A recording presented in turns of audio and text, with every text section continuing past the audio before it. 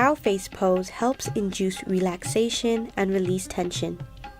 It stimulates the kidneys and relieves symptoms of diabetes. Please remember to consult your physician before starting any new practice.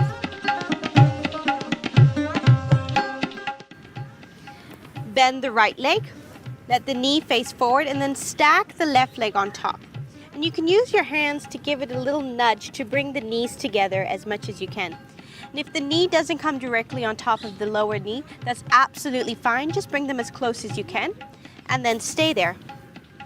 Palms onto the ankles. You're going to inhale, lift out of the pelvis, coming nice and tall, and exhale, start to bend forward, allowing the chin to come outside of the knee. Letting the belly press against the thigh. The hips stay grounded into the mat. And then inhale to come back up. And then we'll do the same thing onto the other side.